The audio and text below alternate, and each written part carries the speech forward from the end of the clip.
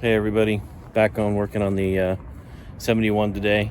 The reason why I bought the new firewall insulation was because typically that's what I have found how it comes out if you just touch it. So if you have a decent looking one, try not to touch it because that's usually what ends up what's happening. The other side is just as bad, and that's just the remnants from underneath the steering wheel.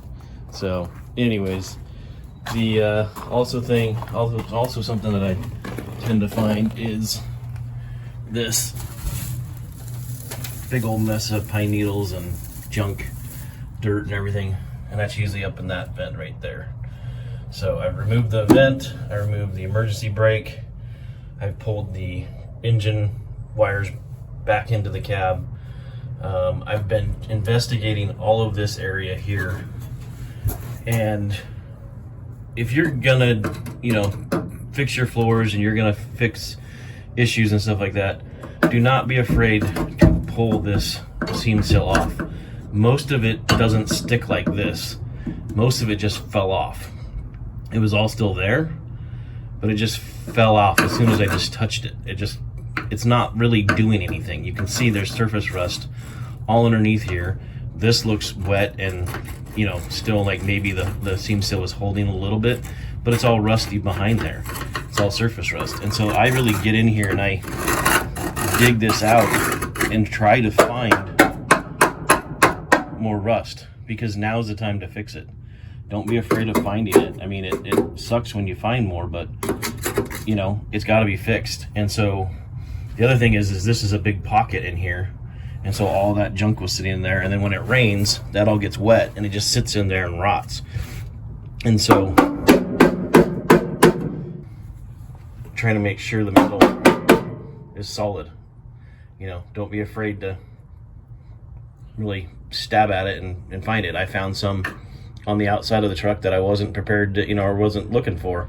And it caught my eye and I stuck my screwdriver at it, and unfortunately it went through. So, you just gotta find those, gotta fix them. And, for me, I'm planning on selling this truck. So I just can't pass it along to somebody else. I can't make it somebody else's problem when I'm already going this far. I want to sell this truck with confidence and video everything that I'm fixing, so that and all the issues, so that somebody can buy it with confidence that things have been taken care of right. I mean, that is not going to be a fun repair over there, but I guarantee you that a good majority of the trucks are really close to having that same issue, because people don't clean out that pocket right there, and that pocket was worse than that. So it had a whole bunch of junk in there. It sat in there and it rotted, and obviously blew through the metal eventually. Do I want to find that?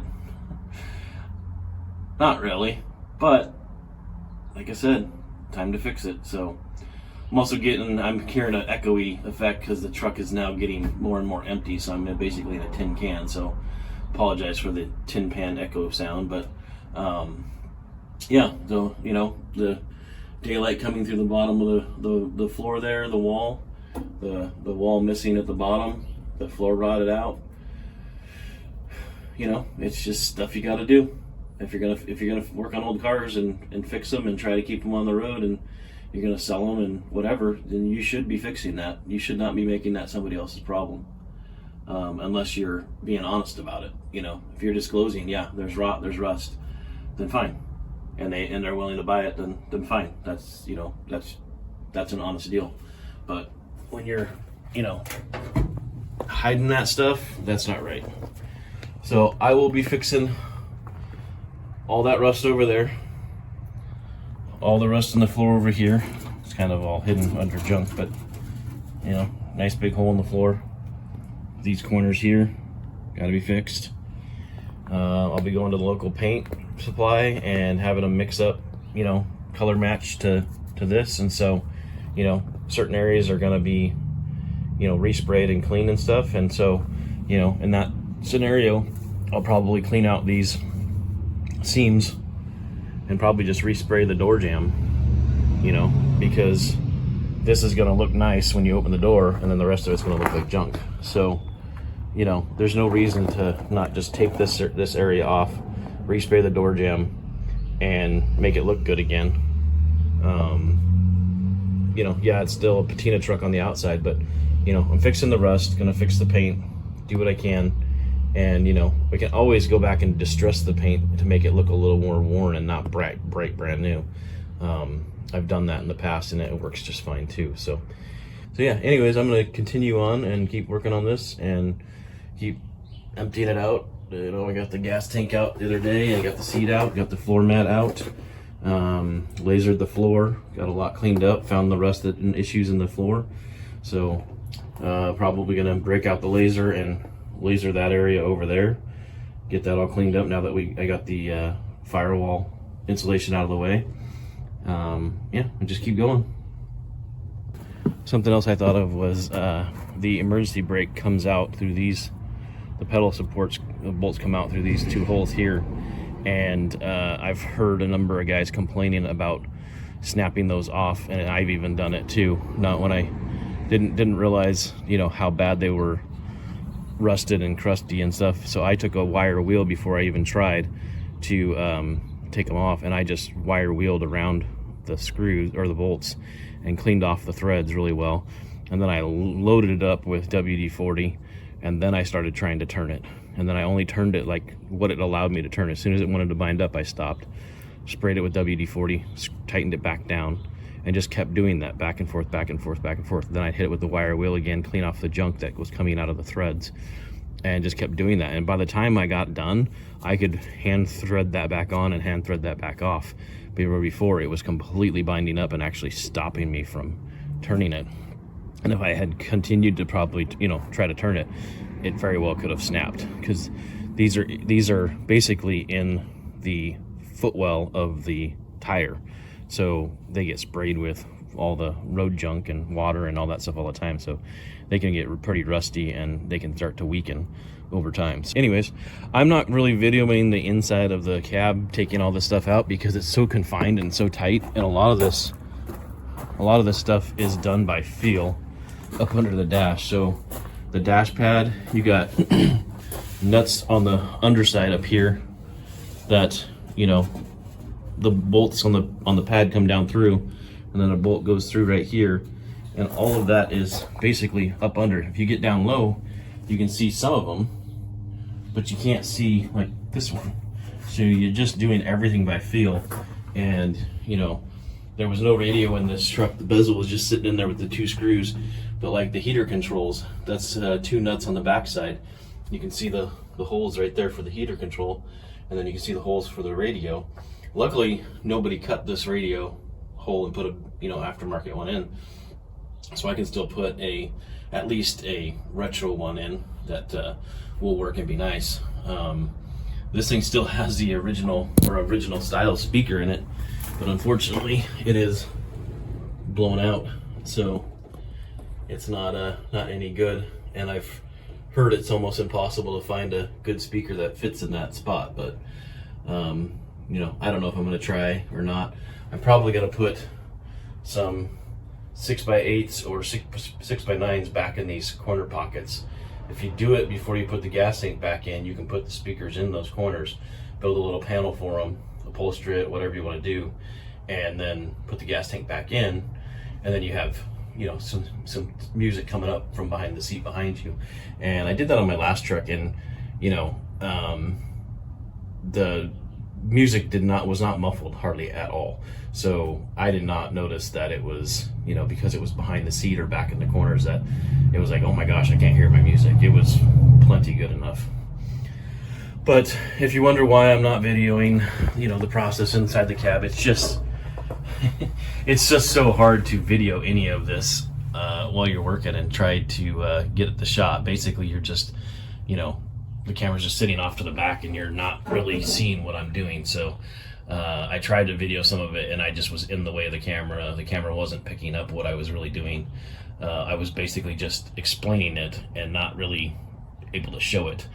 But you can see the process so far. Definitely a long ways to go. But yeah, this is the stuff that, you know, will make the truck a quality build when it's all done, because I went this far. So I've had this little mini shop vac for, I don't know, probably going on a good part of 10 to 15 years. And, you know, I had a bigger one and it broke. So, and it was always in the way too. So this thing has never broke on me. It's such a great little vacuum, and it's so portable that, you know, for coming in here and cleaning up the junk and all the little things, I just bust this thing out and do it. But I do have a secret weapon that probably most people don't think about to do this job of cleaning out, and I'll show you it here in a minute. I'm gonna vacuum up the big chunks of stuff because my secret weapon is gonna make a mess if I don't.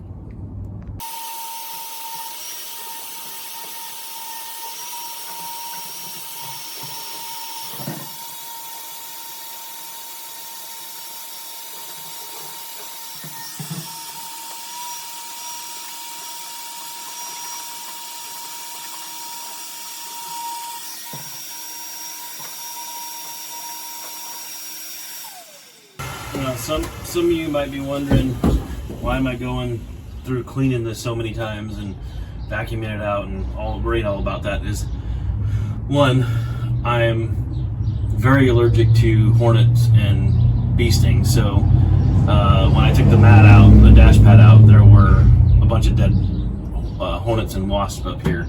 And as you're doing stuff, they fall down and get whatever. And if you didn't know it, but dead ones can still sting you. So I actually had that happen to me when I was a kid. So I do know firsthand that dead ones can still sting you. So every single time I get stung, the reaction's worse and worse and worse. So I don't want to find out what the next one's going to be. So I'm very thorough about cleaning up. And then two, it just helps you keep seeing the project clearer and stuff like that. I mean, it's just like why I lasered the floors as far as I did. I want to see good, clean metal, and I want to see, you know, see where I need to cut. And when you go to try and draw on the floor and it's dirty and dusty and whatnot, your pin doesn't work, and next thing you know, your permanent marker's all fouled up, and now you got to throw it away and get a new one because you ruined the tip of it. So that's just my process. So if you don't like to clean up and you don't care about the mess, don't clean up. I just like it to be, you know, a lot better, a lot cleaner surface to work on and see all my working area. So, but I'll get out my I'll get out my secret weapon here in a minute and show you what I've done in the past for cleaning out some of the stuff in hard to see areas. All right, so that's my secret weapon. I have always wanted a industrial style or commercial style leaf blower, and I also always wanted a pressure washer. And a few years back, it's probably been more than that, my company and other promotional type things, I ended up getting some gift cards to I believe it was Lowe's. And so one of the things I bought was a pressure washer, and the other one was the leaf blower the next year. And so, you know, when you have one of these things, you don't realize how powerful they are and how handy they are. I mean, I've done all kinds of stuff. I've even, you know, got out and blown the snow off the sidewalk. It's just great. So my last truck, I was dealing with a whole bunch of junk up in the cowl, and I was sticking my air compressor nozzle down in here, and I was doing all kinds of stuff, and basically I was just blowing it back and forth, and I really wasn't getting it out of there. The air compressor had enough you know, volume to push it around, but it didn't have enough to push it out. And so I used the leaf blower and got up in the vents, and you could just see the stuff just flying out of here, out of the cowl going this way. And so it was comical. It was great. I don't know if I was going to do it again this time, but, you know, I was just like, you know what, that is a really good idea. I'm gonna have to remember that for, you know, cleaning this out, because this is the whole problem, is that, you know, people, especially in Washington State, people park these trucks underneath the pine trees, and all the junk falls in here, pine needles and everything. You saw I took a handful of pine needles out of the pockets, and it just collects in here, and then as it rains and everything, they get washed down into those pockets, and they go through and down. You can probably see there's a rust hole. I don't know if I can see get the shot, but there is a rust hole inside of there that has gone through into the cab. So now I get to fix that as well. And then this is another spot right here that is inside the cowl. It's inside this spot, and obviously stuff has sat there and rotted and caused issues. So luckily I have a parts truck, and this whole area on my parts truck is good. The firewall is good on the parts truck because it's rotted underneath here as well on this one. So I'm gonna have, you know, what I need to fix it. And, you know, is it a little intimidating? Yeah, there's a lot of folds here. There's a lot of different joints coming together and stuff. But you just take your time, cut out the bad, and start working on putting in the new. And just take each section as a section. And if you need to go further, then go further. If I open this up and find more, then I'll just keep repairing it. So far, it's localized to this firewall section right here and to this section right here. And then there's a spot, obviously, like I said, I can see it myself, but I'm not seeing that I can pick it up with the camera. But anyways, there's a spot that is, you know, showing daylight through all the way into the floor of the cab. So I got to get up in there and fix that. So, you know, it just is what it is. Oh, and then down here, you know, because the seam seal sits in this slot here, and it was, you know, huge chunks. I mean, you can see down on the ground. I took it all out because it's just sitting in here at this point. It's not even, it wasn't attached anymore. It wasn't glued in anymore. And this is all bare metal. They put the seam seal on before they painted the truck. You can see it's bare metal right there. And so once that stuff goes bad, it just sits here and rots. You know, moisture sits underneath of it. And so there's 2 pinholes right there in the firewall. So, you know, I'm just gonna go around, fix all the stuff, make the truck right, and, you know, the buyer can buy it with confidence that the rust has been taken care of in the vehicle. It's very important to me to, you know, make sure and do those things. And, you know, I'm gonna video as much as I possibly can of these repairs, and so they know that they were taken care of. But anyways, back to the back to the leaf blower. So I'm gonna go ahead and set the camera up and get this thing cranked up, and then try to show, hopefully it'll pick up, you know, the way it did work the last time. And it was cool, it was fun. And the thing was, I knew it got almost everything out of there because, you know, it just quit blowing dust after a while, and pine needles and things just quit coming out of it.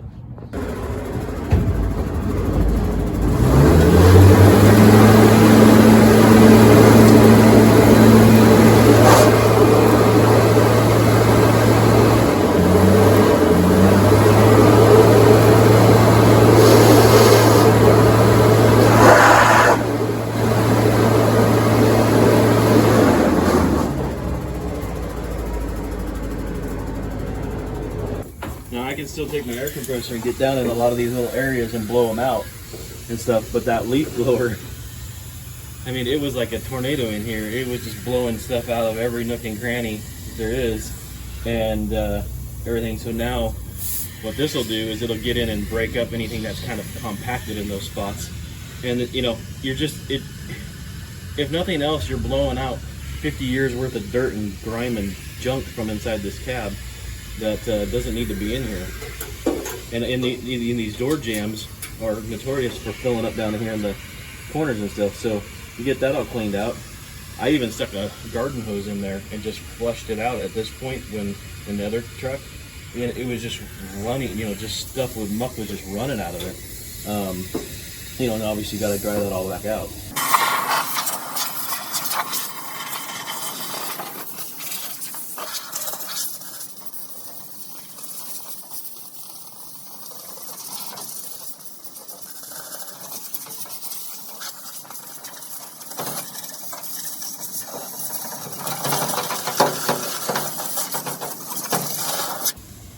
Oh, and I pulled a set of petrified gloves out of the corner of this pocket, and a bunch of old rags and stuff like that. And this corner is the corner that rotted underneath. and stuff. These trucks are notorious for the corner pockets rotting, but they rot because they fill up with stuff and they plug the drain holes, and then they can't, nothing, you know, the water can't escape that gets in here, if any water gets in here. So clean out your corner pockets. Almost every truck I've had, I found just, you know, oily rags, dirty rags, gloves, paper towels, rat nests. I mean, it's, clean them out. Get the junk out of there. So if your cab corners are good, they don't rot. And you know, that might require taking the gas tank out to get down in there. But if you can save your cab corners if they're still good, why not? Get it out of there.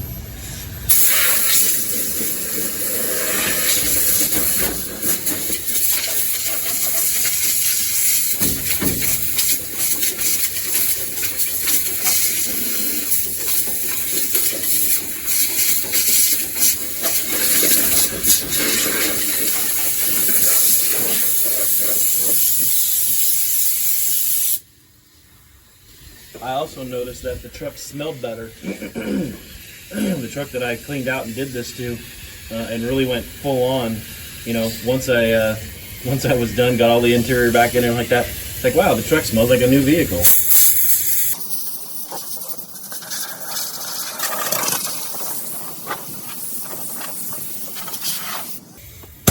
Right now, this smells like, I don't know, it smells bad. I mean, I can just smell all the dirt in the air, I can smell all the dust in the air, I can smell all the grime and everything like that. So, you know, it's to me, it's worth doing because the vehicle smells better when it's all done.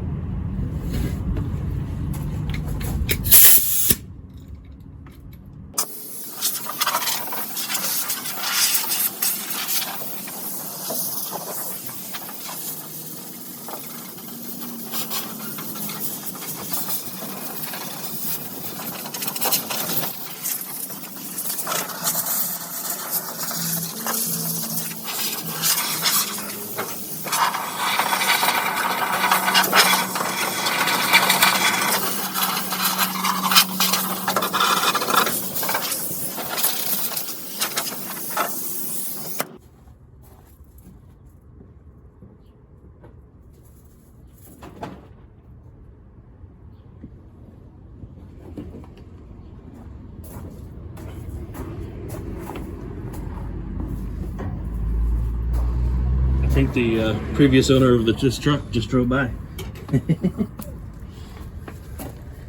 He is a former, or I don't know if he's a former cop or a current cop, but his son owned this truck, and he ran one of the driving schools, and they used my side road here to bring the kids down as they're practicing driving.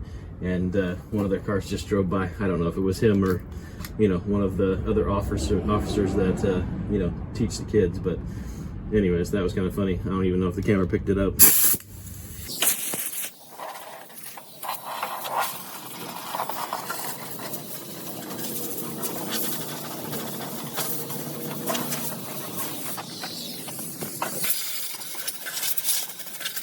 And the dashes, man, it's just, some of these dash are just nasty behind here. It is so full of junk and dust and, you know, mouse turds and all kinds of stuff, that because there's a channel that runs underneath the dash here, and it just holds everything.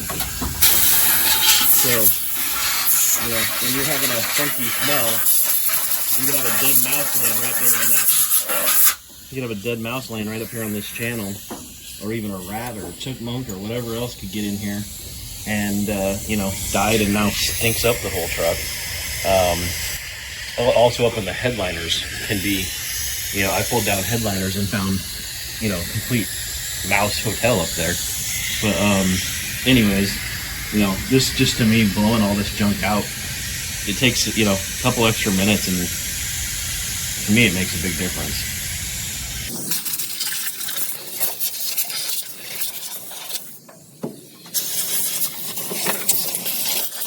The other thing about doing this is I've actually found hide keys in the truck.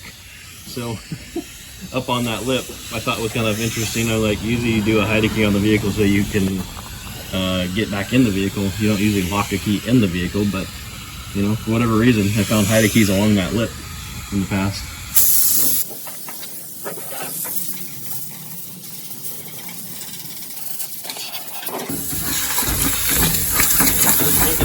junking factor. You know, these cab corners, if they're good, they're not going to be good for long with all the dirt and junk factor. You need to blow out there's actual drain holes down there. You need to blow them out, clean them out.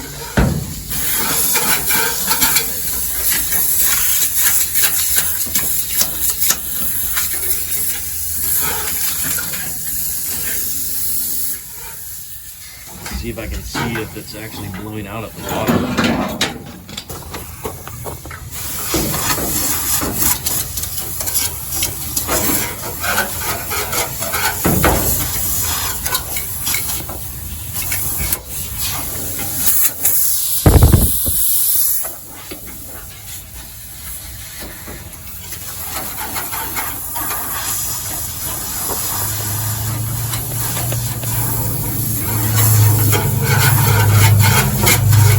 Yeah, I mean, you can see, hopefully you can see the junk falling out from underneath, and that means you know, should have cleared those holes.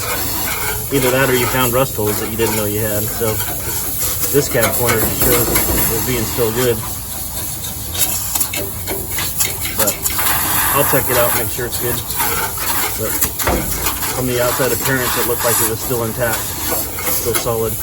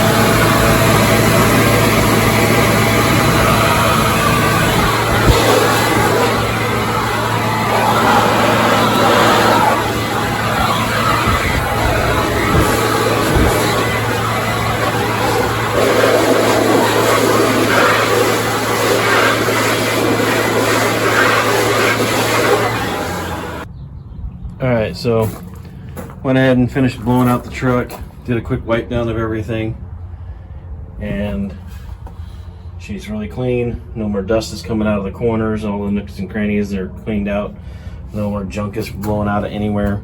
I didn't wipe down inside the dash, I just wiped down all the surfaces around and everything, so just so I could see exactly what I'm dealing with. I know where the surface rust is, I know where the actual cancerous rust is, and I can now start attacking and cutting out bad stuff and really dealing with the issues and fixing them. Some people would say, "Dan, there's a lot of rust, you know, and stuff," and others would be like, "Man, you should see my truck." There's been some trucks I've seen some people repairing, and it's been quite extensive. So this one I don't feel really that bad. So my stretcher shrinker tools are on order. They should have been here yesterday, but still not showing up.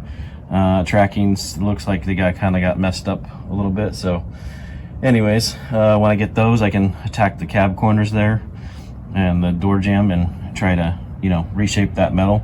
I probably will take some of the metal out of one of my parts trucks and try to utilize it because it's already got that shape. I just need to do the stretcher shrinker because the cab corners on that truck are gone. So if I took this section right here off my parts truck, hammered this flat, the shrinker stretcher might be able to recreate that and still have the exact same contour, shape, everything. So it'll be interesting to see. Never used one before, so should be a fun learning experience. Play around with it, see what happens. But yeah, so you know, this whole process is it's a process. If you try to do this in a hurry, in a rush, you're going to be really disappointed and frustrated with probably the results. So trying to just take my time, do it right, and you know, make a nice quality vehicle that's fun to drive and keep it on the road, and hopefully somebody out there will enjoy it.